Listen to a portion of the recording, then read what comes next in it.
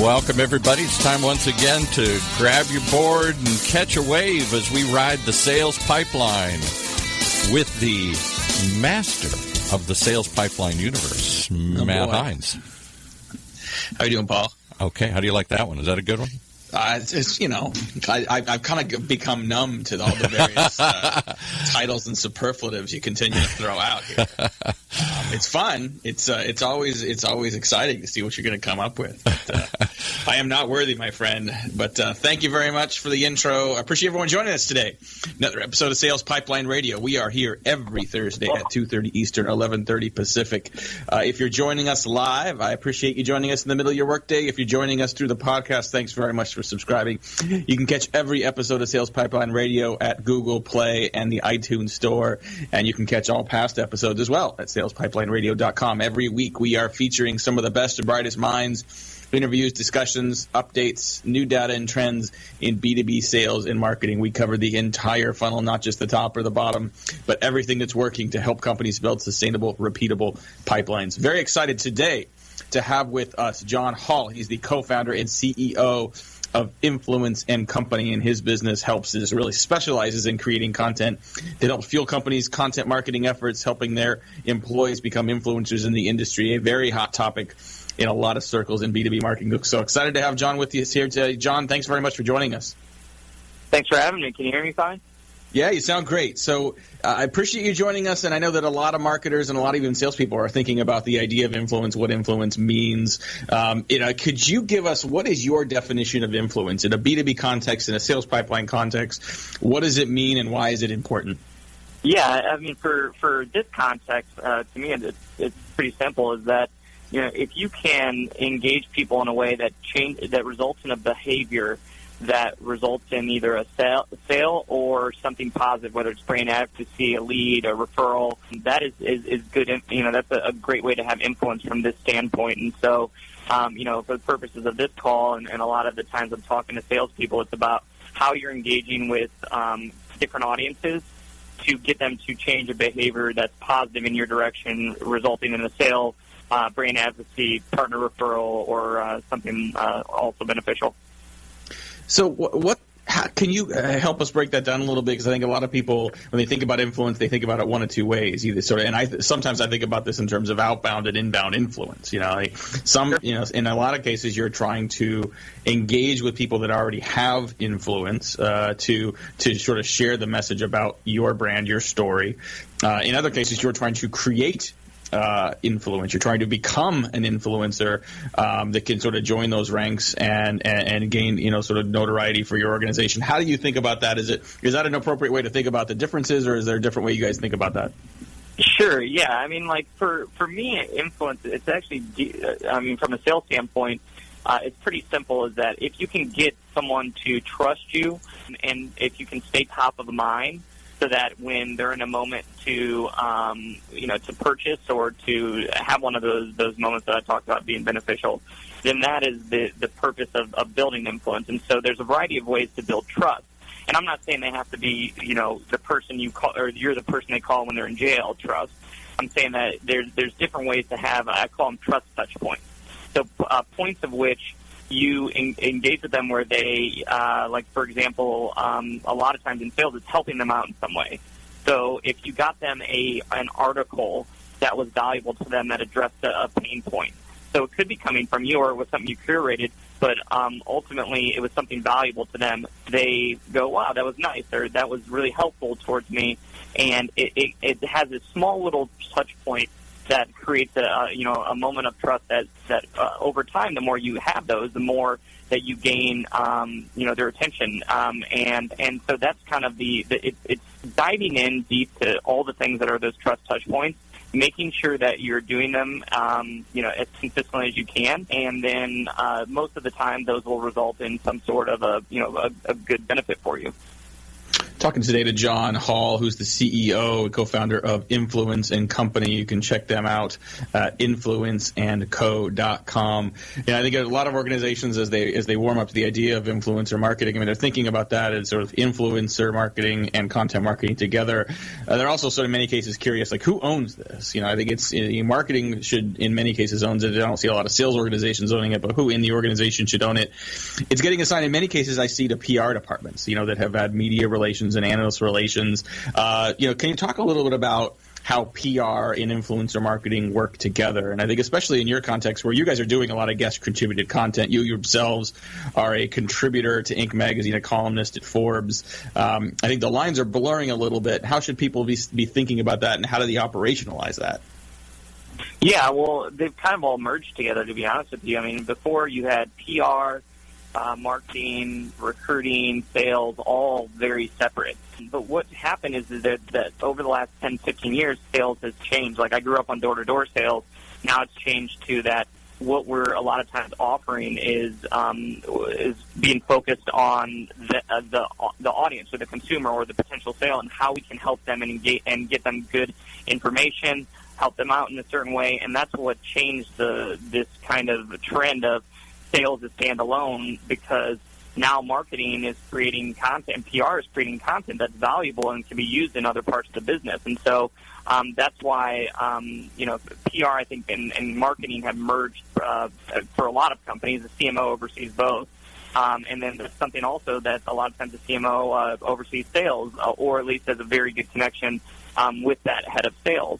And so you've got to look at it as that, okay, what are we doing from a sales side of things? What are we doing to listen to customers? And what I call content triggers or triggering is when there's a moment where a salesperson listens to a customer and realizes, wow, there's an aha moment. Something I said to them was super engaging and helped with the sale.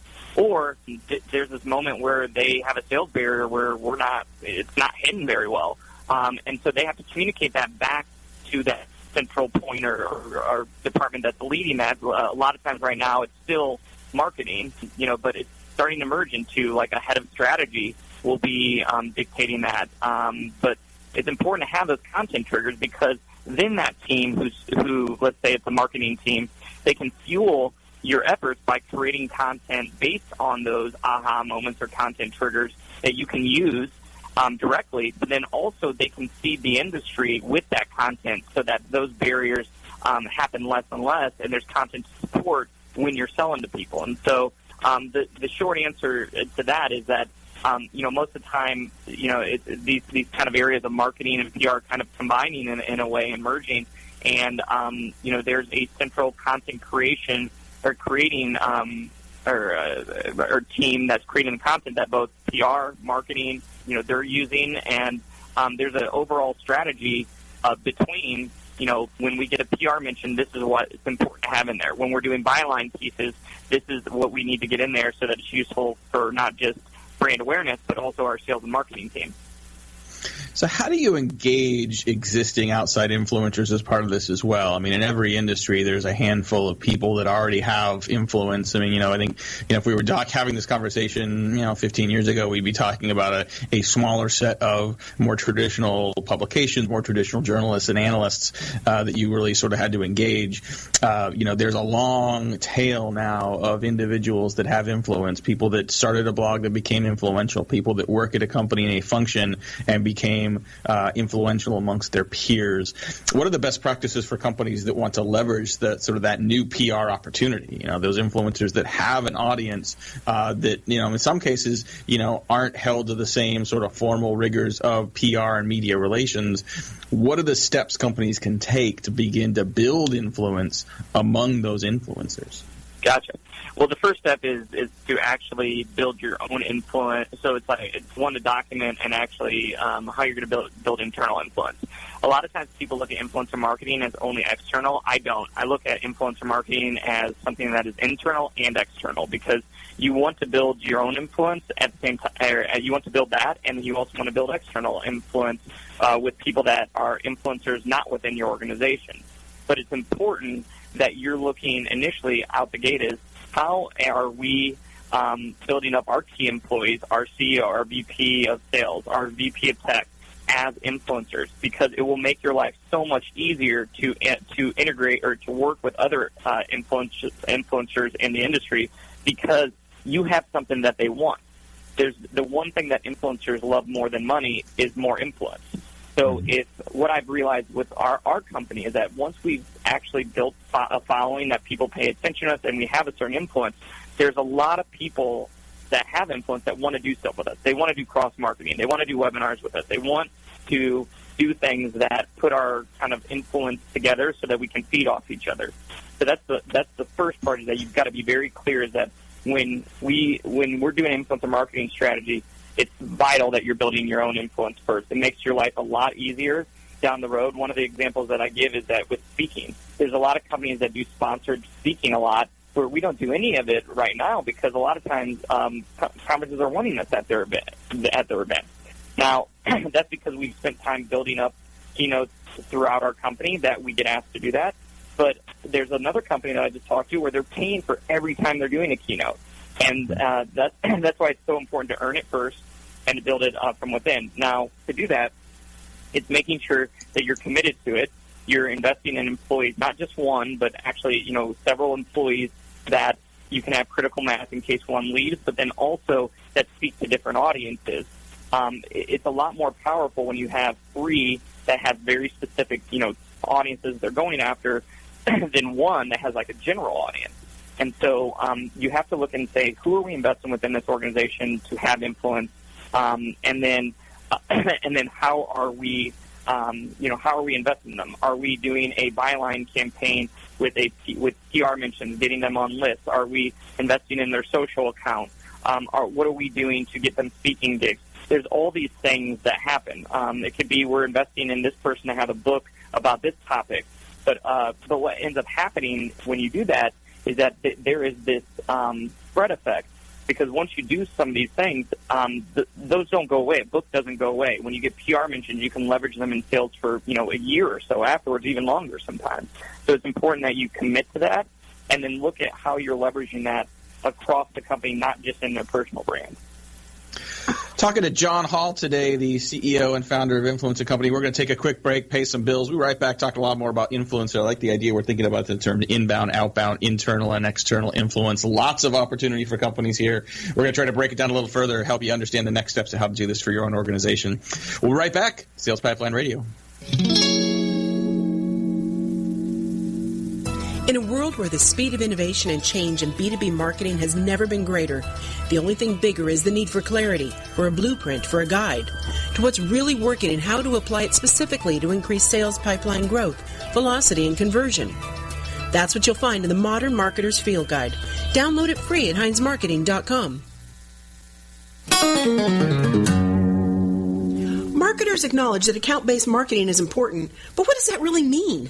ABM requires a deep understanding of your target accounts and the people within its internal buying committee. Are you prepared to launch and drive results from an ABM program in your organization? Get the recording for the Modern Marketers Workshop, ABM, From Strategy to Action and Results. A fully online, on-demand workshop that includes an interactive workbook, the presentation slides, and templates, all for $195.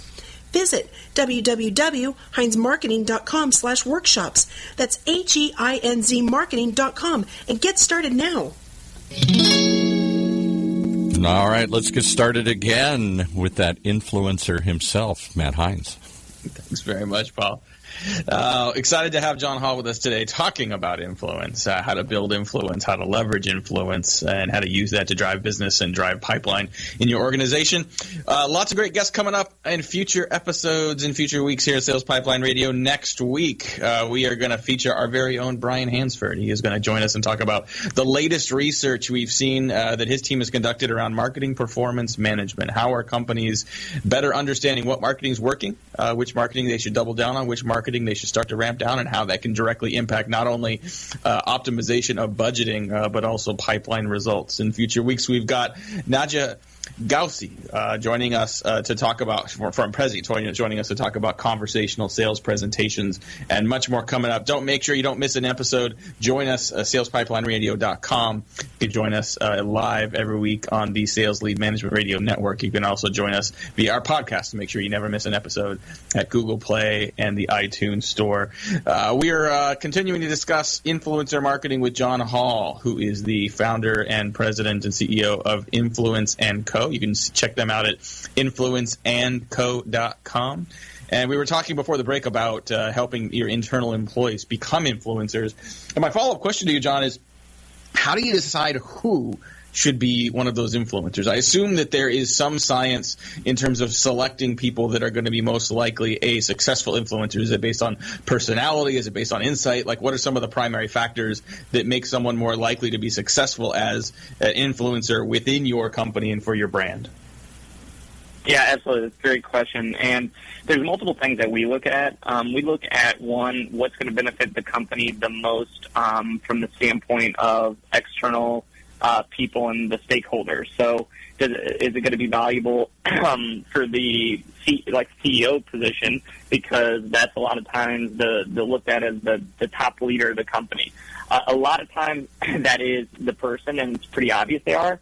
However, the problem is there's other factors that prevent you from doing that, where I'll give you an example of one. There's a CEO of a multi-billion-dollar company that I know that would be terrible because it's impossible for him to get him to respond to anything.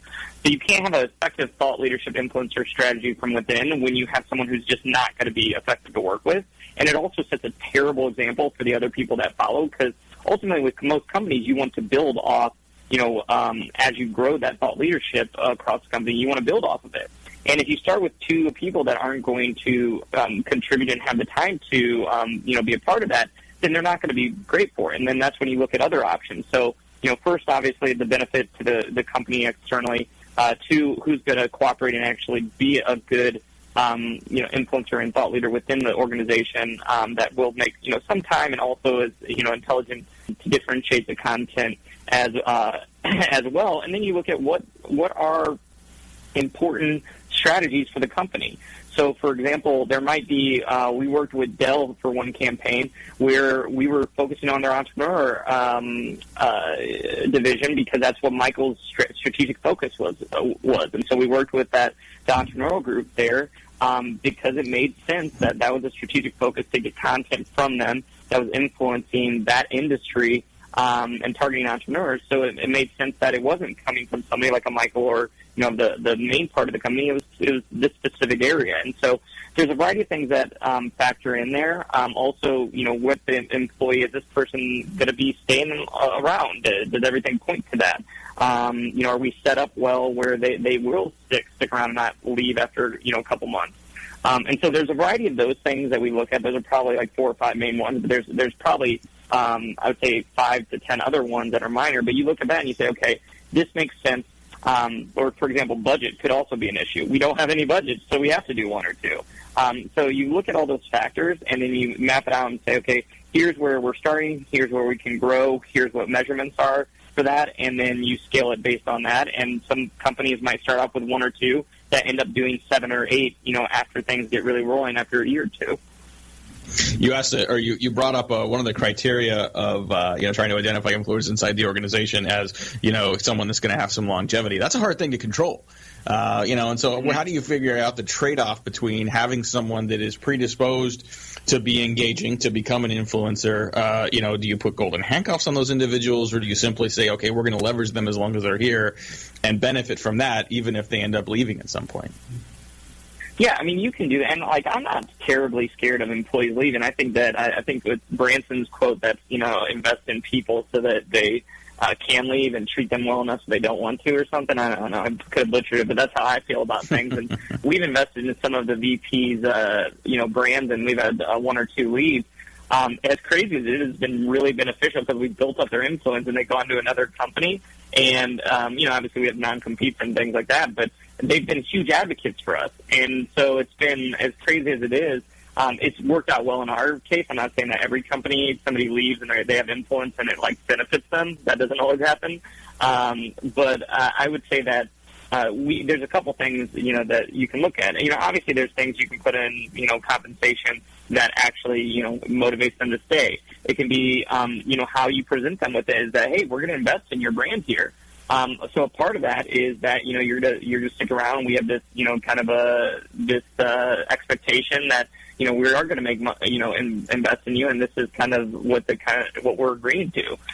There's different things you can do to say, like, okay, well, we're going to be, supporting you, but this also goes away if you leave. And so there's a variety of things you can do to actually, what I've found out, though, is ultimately you've got to, like, we invest in the people that there's a certain level of trust with, and we've been, lucky thus far where we haven't had a lot of turnover with those people.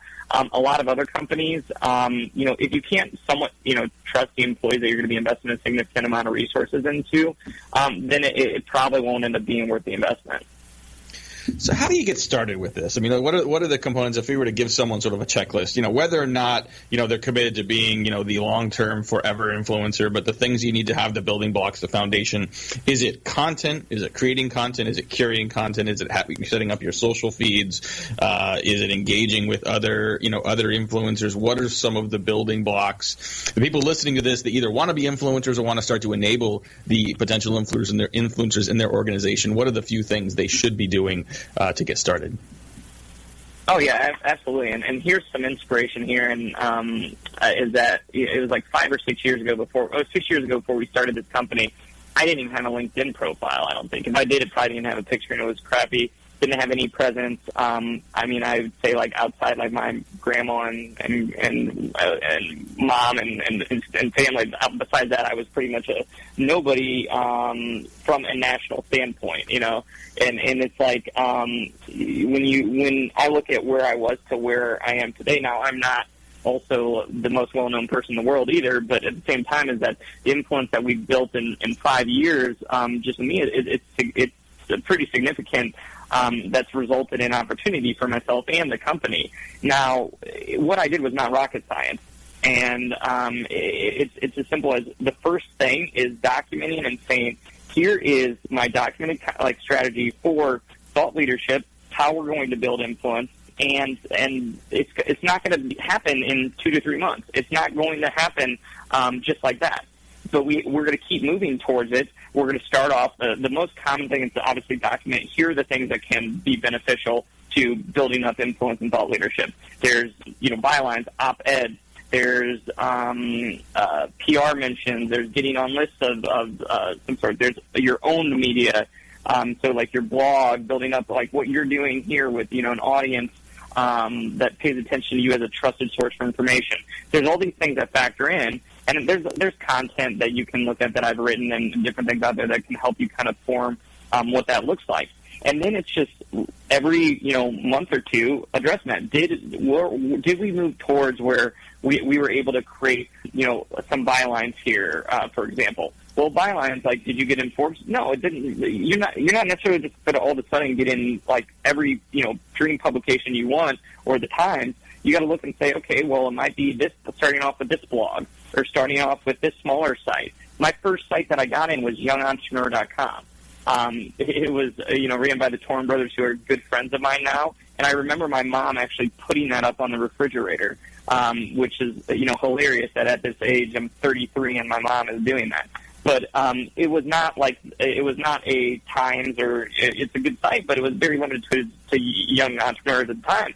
And it's, but it did great things, honestly, for me. There's people who saw it. My network started seeing me contribute, and it was a start. And I kept going and leveraging things where, then we added kind of press mentions, started building social channels as a part of the map that we had created. But always the consistent content coming from me has been consistent from the start, because you want to be that trusted source of information that people go to.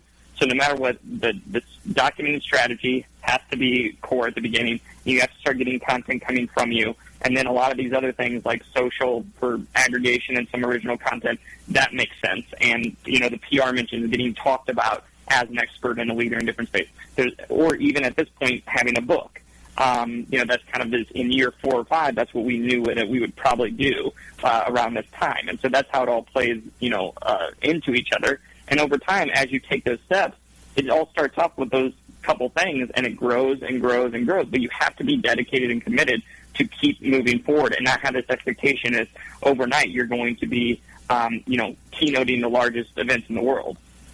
And I think it's that commitment and that patience that sometimes separates those that are successful from those that give up on this. And this is not like a pay-per-click campaign that you can just turn on and expect to see, clicks and results immediately. This takes time. What just in the couple minutes we have left here to finish up with John Hall, who's the CEO, founder of Influencing Company. What's the recommendations you give people in terms of how long you should expect it take to start to see an ROI from influence marketing? It just depends on your goals and which ones you're tackling. So, for example, if you're like, hey, we want a bunch of leads to happen that result in sales within, a month or two, that's harder. If you want, right now our inbound is a huge part of our business, but it took it probably took a year or two to actually be a major part. Did we see some success, early on, the first 6 months to a year? Yes, but it wasn't anything that was going to dramatically change our business. Now it does with the inbound leads that we get. So like on sales and inbound, you've got to be committed to it. Trust me, there's other ways of sales that you can do to get more sales in short term than what I'm talking about here. In the long term, it's by far one of the best and most scalable, so that's why it's important to do a commitment. In the first 6 months to a year, you're not going to see anything that's going to change your life, in my opinion. Yes, sometimes there are some people that have early success, but I just want to set expectations. But then also, it's how you leverage it. So, for example, if we have a client that is like, yes, that is our goal, but we also, the clients that I love is Hawk Media, is that they, like Eric, their CEO, and Tony, their president, they leverage the content in so many different ways. They use it in their sales process. They use it for recruiting. They add it to their newsletter. They share it on social. They actually really, really embrace when they just, started initially out the gate creating content, getting the PR mentions and these things. And that's why they've had a lot of success earlier. So that's an example of one where it's like, okay, well, that happened sooner. But then there's other goals that, we had one client say, hey, this is, we're specifically only using this. We already know our 200 clients, and we don't even have more than 200 clients, but we need to nurture them, and we're going to use this in the sales pipeline. Well, they immediately out the gate started using that content in their sales pipeline, as a part of the process, and their conversions went up. I think it was in that 6 month span, they went up 50%, which is pretty high. That's a very high number, so that's bad expectations, but 50% of conversion increase from adding this thought leadership content to the sales pipeline.